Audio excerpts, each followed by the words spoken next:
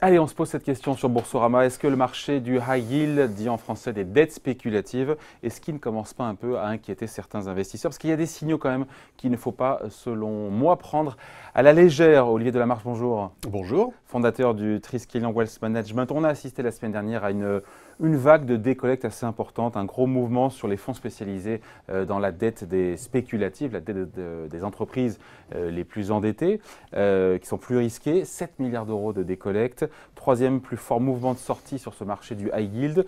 Pourquoi cette nervosité sur cette classe d'actifs? C'est l'effet Altis qui a joué la semaine dernière? Principalement, oui. Vous savez, vous étiez, avant cette histoire d'Altis, vous étiez sur le high yield européen avec des taux qui étaient en dessous du 10 ans américain. Donc, des taux aberrants. Taux de rendement, on est à combien sur le taux de rendement?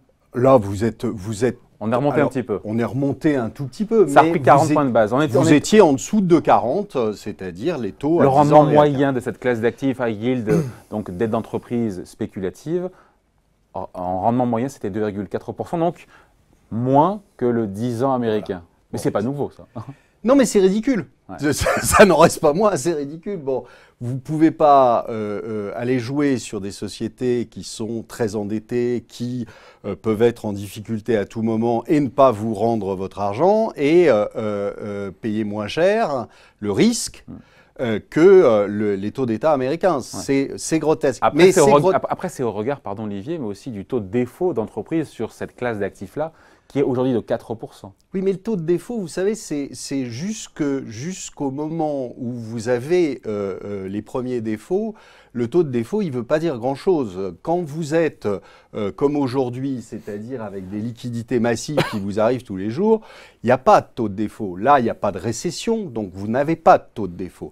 Le taux de défaut, tout d'un coup, il va passer de 4 à 15 parce qu'il y aura un petit problème économique. Donc, faut pas se fier à ça. Là, on peut constater que tout d'un coup, certains ont découvert qu'une dette abyssale pouvait poser des problèmes. Ça fait depuis 2008 que tout le monde leur explique que la dette, ça n'est pas un problème. Eh bien, en fait, ça a plus de 10 ans déjà. ça peut être un problème quelquefois, et donc Altis en fait les frais. Ce qui est effarant, c'est que ça ne vienne que maintenant. Enfin bon, visiblement, les gens mettent du temps à comprendre. Ouais. Après, reste à voir si Altis, c'est l'arbre qui cache la forêt. Mais en tout cas, ce qui est sûr, c'est que la prime de risque demandée par les investisseurs en yield a augmenté pour le coup la semaine dernière de 40 points de base. Donc, la correction n'est pas dramatique. Non. Encore une fois, il y a une petite turbulence, même si la fin de semaine, pour le coup, a été un peu plus calme aussi. Donc, il y a une petite secousse. Oui, il y a une petite secousse. Le titre était remonté hier. L'action d'Altis était remontée hier. Elle replonge à nouveau aujourd'hui. Et donc, il y a... Mais c'est anecdotique, franchement, le petit dérapage de 0,40, si vous voulez, par rapport à la réalité de la chose. D'autant que l'année pour le high yield est une très belle année aussi en matière de performance. Donc oui. Certains se diront que c'est une saine prise de risque. Mais vous êtes aujourd'hui, de toute façon, dans des marchés, si on peut encore appeler ça des marchés, qui ne pricent pas le risque. À aucun moment. Ils ne pricent absolument pas le risque. Regardez ce qui s'est passé lundi, c'était assez effarant. Vous avez eu dimanche Madame Merkel qui a été dans l'incapacité totale de former un gouvernement. Donc il y a un risque qui est quand même assez important, que le leader de l'Europe soit sans gouvernement pendant un petit moment. C'est-à-dire on n'arrive pas à former un gouvernement, instabilité, etc. en Allemagne. Qu'est-ce que ça a fait sur l'euro? Rien. C'est une petite baisse sur l'euro-dollar. Non, rien. Rien. C'est-à-dire qu'avant, on pouvait se prendre sur une nouvelle comme ça, 300 points ou 400 points. Là, rien. Ça a baissé un tout petit peu. On est passé d'un 18,50 à un 17,50, un 18,10 pardon, à un 17,50 le dimanche soir. Le lendemain, on a rouvert, on a fait un 18,10 à nouveau et on a fini à un 17,50. Donc franchement, Rien. Bon, Et donc, ça, je pense que c'est aussi bien sur les marchés actions que sur les marchés obligataires, que sur les marchés des devises. On a aujourd'hui l'idée que de toute façon, on a les banques centrales derrière, que de toute façon, le risque, il est annihilé complètement. On le voit d'ailleurs notamment au Japon, et que ça n'a qu'un sens. Alors, c'est vrai, puisque je vous rappelle qu'entre février 2016 et aujourd'hui, la capitalisation boursière mondiale est passée de 58 000 milliards à combien? 94 000 milliards. Est-ce que vous pensez que le PIB a fait le même mouvement? Non. Des connexions entre la sphère financière et la sphère réelle. Juste pour revenir au sujet du jour, c'est de se dire que souvent, les premières secousses viennent du marché du crédit. C'est pour ça qu'on parle du high yield avec cette secousse qui est une petite secousse, rien de grave, rien de dramatique, mais quand même, est-ce que c'est pas insignifiant non plus de se dire voilà, que parfois les corrections interviennent d'abord sur le marché du crédit et ensuite se transmettent aux actions?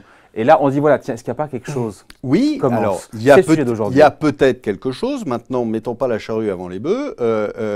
Il faut attendre de voir, parce que je vous dis, c'est quelque chose qui n'est pas nouveau, avec lequel on vit depuis déjà un bon bout de temps, avec l'idée que la dette, de toute façon, on s'en fiche puisqu'on la rembourse pas.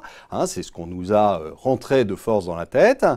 Donc, Altis, tout d'un coup, ils se sont aperçus que, en effet, c'est quand même des métiers sur lesquels vous n'avez pas des marges extraordinaires dans les médias, et il a une dette abyssale en face, et tout le monde s'en fichait jusqu'à maintenant. Derrière, il y en a plein des Altis, donc vous en avez une tripotée d'Altis aujourd'hui. D'où l'idée justement que une correction pourrait démarrer sur le marché du crédit, sur le high yield, qui valorise mal justement les risques de défaut. Est-ce qu'on n'est pas en train d'assister à quelque chose, à cette allumette comme ça? On est d'accord, sauf que vous avez toujours l'idée que vous aurez des banques centrales qui seront là pour faire le chèque en dernier sort. C'est toujours la même chose, c'est-à-dire que ce soit sur les marchés, tous les autres marchés fonctionnent de la même façon aujourd'hui. Vous avez un assureur tout risque qui s'appelle la Banque centrale, et on se dit que si jamais il y a le moindre pépin, la Banque centrale imprimera. Regardez ce qui se passe au Japon aussi. Au Japon, c'est la même chose. On a un monsieur Abe et un monsieur Kuroda qui vous disent de toute façon, ne vous inquiétez pas, ils achètent des actions. La Banque centrale japonaise carrément. Ils achètent ce qu'on ne fait pas chez nous ici. Les fonds high yield, ils sont évidemment pas aujourd'hui, parce que ces sujets ne sont pas en difficulté. Leur performance moyenne est passée de 3,3 à 2,3% après cette petite secousse sur le marché, justement sur ce marché-là.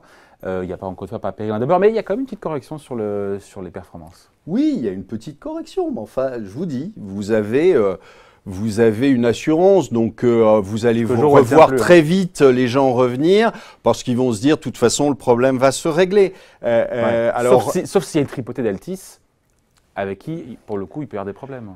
Et là, oui, ça changerait la donne. Oui, si vous avez un effet de contamination comme vous en aviez avant, c'est-à-dire que les gens commencent à se pencher sur les bilans à la suite de l'histoire Altis, qu'ils commencent à se pencher sur les bilans des sociétés un peu douteuses et qui commencent à se poser des vraies questions là-dessus. Mais aujourd'hui, je vous dis, vous êtes dans un marché qui finalement n'est plus un marché, puisque les prix sont administrés par la Banque centrale. À partir du moment où vous avez un seul acheteur, qui est la Banque centrale, et qu'elle administre les prix, pourquoi voulez-vous vous inquiéter?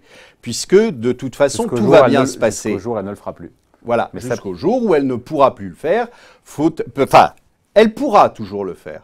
Jusqu'au jour où ça filera par la monnaie, c'est-à-dire qu'à force d'en remettre sur le marché pour éviter la casse, parce qu'aujourd'hui, elles sont ce qu'on appelle market dépendantes, puisque tout leur bilan est bourré d'obligues, d'actions, etc.